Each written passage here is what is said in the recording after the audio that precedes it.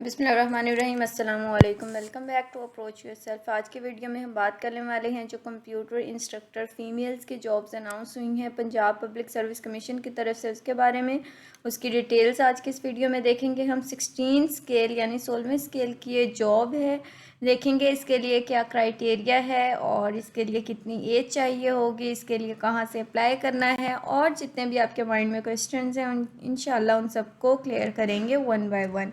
इससे पहले अगर आपने इस चैनल को सब्सक्राइब नहीं किया तो प्लीज़ कर लें ताकि आने वाली हर न्यू जॉब की इन्फॉर्मेशन आपको डेली बेसिस पर मिलती रहे। अभी चैनल को सब्सक्राइब कीजिए और चलते हैं हम अपनी वीडियो की तरफ। अच्छा, जो आज की वीडियो की हम बात करेंगे उसमें है कि कंप्यूटर इंस्ट्रक्टर बेसिक स्केल इसका है 16 यानी 16वें स्केल की ये जॉब है। कंप्यूटर इंस्ट्रक्टर पोस्ट का नेम है। इसके लिए जो लोग एलिजिबल हैं वो है BCS या BSc कंप्यूटर साइंस के अंदर हो आपकी सेकंड डिवीज़न के साथ किसी भी यूनिवर्सिटी से, तो आप इसमें अप्लाई कर सकते हैं। अब यहाँ पर मैं आपको क्लियर कर दूँ कि मास्टर्स वाले तो कर सकते हैं, लेकिन मास्टर्स वाले तो कर सकते हैं लेकिन इसके लिए इंटर वाले अप्लाई नहीं कर सकते। BSc कंपल्सरी है और सब्जेक्ट आपका कंप्यूटर साइंस हो तो आप इसमें अप्लाई करने के लिए एलिजिबल हैं। ठीक है, उसके बाद बताया हुआ है कि जो फीमेल, सिर्फ इसके लिए फ़ीमेल्स अप्लाई कर सकती हैं। उनकी एज लिमिट है 21 टू 28 ईयर्स और 8 साल की एज रिलैक्सेशन होगी, यानी कि 21 साल से लेकर 36 साल तक फ़ीमेल्स इसमें अप्लाई कर सकती हैं। अगर डोमिसाइल की बात की जाए तो पंजाब वाले कर सकते हैं, सिर्फ पंजाब वाले इसमें अप्लाई कर सकते हैं। और जो प्लेस ऑफ पोस्टिंग होगी वो आपकी होगी, एक तो mines labour girls high school में होगी और इसके साथ डिस्ट्रिक्ट मियांवाली के अंदर। सेकंड नंबर पर है कि mines labour girls high school डेंटोट, ये है डिस्ट्रिक्ट चकवाल के अंदर होगी। थर्ड नंबर पर जो आपकी पोस्ट होगी वो काठा मिस्ट्राल डिस्ट्रिक्ट खुशाब में होगी। ठीक है, अब अगर इसके सिलेबस की बात करें तो इसका जो सिलेबस है वो आपका 1 पेपर MCQs होगा, 100 मार्क्स का ये टेस्ट होगा, जो इसका ड्यूरेशन होगा वो 90 मिनट्स का होगा। आपकी क्वालिफ़िकेशन से रिलेटेड आपसे सवाल पूछे जाएंगे। ठीक है, अच्छा, अब इसको अप्लाई करने का तरीका मैं आपको बता देती हूँ, वो ऑनलाइन है। उससे पहले जो कुछ यहाँ पर कंडीशंस बताई हुई हैं इनको समझना बहुत ज़रूरी है। देखें, अप्लाई करने से पहले अगर आपको ये कंडीशंस नहीं पता ना तो फिर आपके अप्लाई करने का कोई फ़ायदा नहीं है। बहुत सारी मिस्टेक्स हैं जो बच्चे कर देते हैं क्योंकि उनके पास इस चीज़ के बारे में नॉलेज ही नहीं होता कि सिर्फ क्वालिफ़िकेशन ही मैटर नहीं करती। यहाँ पर जो उन्होंने नीचे कंडीशंस बताई होती हैं वो भी बहुत ज़्यादा मैटर करती हैं।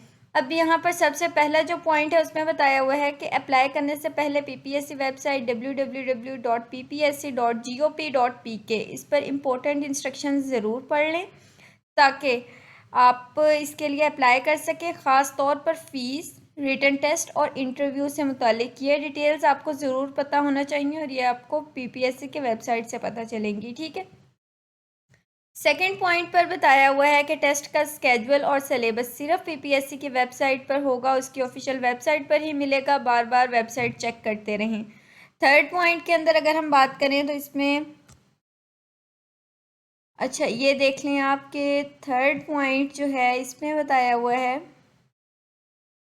थर्ड पॉइंट के अंदर अगर मैं आपको बताऊं तो इसमें उन्होंने बताया हुआ है कि फेडरल गवर्नमेंट, सेमी गवर्नमेंट या लोकल बॉडीज़ के एम्प्लॉयज़ को सर्विस की एज रिलैक्सेशन नहीं मिलेगी। इसका मतलब ये है कि अगर आप कोई गवर्नमेंट एम्प्लॉयज़ हैं, फेडरल गवर्नमेंट के एम्प्लॉय हैं, तो आप ये ना समझिए कि आपको इतनी एज रिलैक्सेशन देंगे। नो, कोई एज रिलैक्सेशन नहीं मिलेगी, जितनी बताई हुई है उसमें ही अप्लाई करना होगा। अच्छा, पॉइंट नंबर 4 की अगर हम बात करें तो पॉइंट नंबर 4 में ये कहते हैं कि अगर किसी कैंडिडेट का डिग्री या क्वालिफ़िकेशन इक्विवेलेंट है तो HEC या रेलिवेंट डिपार्टमेंट से इक्विवेलेंट सर्टिफिकेट लाजमी है। इंटरव्यू के वक्त ये सर्टिफिकेट देना होगा, वरना कैंडिडेट जो है वो कैंसिल हो सकती है। उसके बाद पॉइंट नंबर 5 में बताया हुआ है कि प्राइवेट फर्म का एक्सपीरियंस क्लेम करने वाले कैंडिडेट को फर्म की registration proof SECP, registrar of firms वगैरह इंटरव्यू के वक्त देनी होगी। अगर रजिस्टर्ड नहीं थी तो एक्सपीरियंस रिजेक्ट हो जाएगा। उसके बाद नेक्स्ट पॉइंट नंबर 6 है कि इन सर्विसेज कैंडिडेट्स को अपने डिपार्टमेंट से एनओसी लेना होगा, अप्लाई करना, एनओसी लेना या अप्लाई करना लाजमी है, और इंटरव्यू के वक्त दिखाना होगा। ठीक है, यानी कि अगर कोई ऐसा कैंडिडेट है जो सर्विस कर रहा है, अब वो ड्यूरिंग सर्विस अप्लाई करता है तो वो अपने डिपार्टमेंट से एनओसी लेगा। ठीक है, उसके बाद है कि रेलिवेंट फील्ड जैसे कि पीईसी, पीएनसी, पीएमडीसी, पीएमसी या पीवीएमसी का रजिस्ट्रेशन सर्टिफिकेट क्लोजिंग डेट से पहले लेना ज़रूरी है। इंटरव्यू के वक्त ये सर्टिफिकेट देना होगा। पॉइंट नंबर 8 है कि जो इंटरव्यू के वक्त तमाम डिग्रीज़ के मार्क्स, परसेंटेज, सर्टिफिकेट देने होंगे। उसके बाद है कि इस सिर्फ पीपीएससी की ऑफिशियल वेबसाइट की इंफॉर्मेशन पर आप ट्रस्ट करेंगे। इसके अलावा कोई और गलत जो है कोई और वेबसाइट आप ना सर्च करें, वहाँ से आपको इंफॉर्मेशन गलत भी मिल सकती है। उसके बाद एक और पॉइंट इसमें बताया हुआ है, शॉर्ट हैंड टाइपिंग और प्रोफिशिएंसी टेस्ट जो है वो लाहौर में होगा अगर तो ये रिक्वायर्ड हुआ, लेकिन इसके अंदर रिक्वायर्ड नहीं है। ठीक है, वो और पोस्ट के लिए है।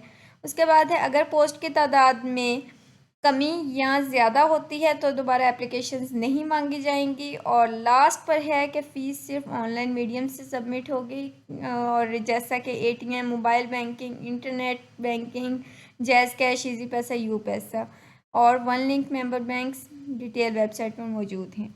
ये थी इसकी डिटेल्स। अब हम चलते हैं इसके अप्लाई करने की तरफ। तो ये सारा हो गया है। अच्छा, जैसे आप यहाँ पर आएंगे, यहाँ पर आने के बाद आपने अप्लाई ऑनलाइन के ऊपर क्लिक करना है। ये देख सकते हैं आप, यहाँ पर क्लिक करेंगे आप, और उसके बाद आपने जाकर फॉर्म फिल करना होगा। ठीक है, और इसका जो चालान होगा वो भी आपको यहीं पर शो कर देंगे। 600 का चालान होता है जो आपने बैंक में सबमिट करवाना होता है। और जो चालान है वो आपको, जैसे आप अप्लाई ऑनलाइन के ऊपर क्लिक करेंगे, अपना एनआईसी पुट करेंगे, उसके बाद सबसे पहले आपके पास वो चालान देंगे। वो चालान जब आप पे करेंगे फ़ीस, जो उसके ऊपर बैंक कोड होगा, ब्रांच कोड, वो सारी चीज़ें आपने अपने ऑनलाइन फॉर्म फिल करते हुए लिखनी होंगी। ठीक है, तो जब वो आप लिख लेंगे उसके बाद फिर फर्दर इसका आपका जो है वो पर्सनल इन्फॉर्मेशन देंगे जो रिक्वायर्ड होगी। इसके बाद एजुकेशनल रिक्वायर्ड इन्फॉर्मेशन देंगे। देन उसके बाद आपका फॉर्म सबमिट होगा, और कुछ टाइम के बाद जाकर फिर आपको वो यहीं पर वेबसाइट के ऊपर शो कर देते हैं कि आपका टेस्ट इस डेट को है, या जो है आपका रिज़ल्ट अनाउंस हो गया है। ये देख सकते हैं आप, यहाँ पर भी इन्होंने शो किया हुआ है, तो इस तरह से आपके पास भी ये शो हो जाता है। ठीक है, तो ये थी इसकी कुछ डिटेल्स। तो उम्मीद करती हूँ कि आपको समझ आ गई होगी। फिर भी अगर आपका कोई सवाल है तो आप मुझसे कमेंट सेक्शन में पूछ सकते हैं। मिलते हैं एक नई वीडियो के साथ। टेक केयर, अल्लाह हाफिज़।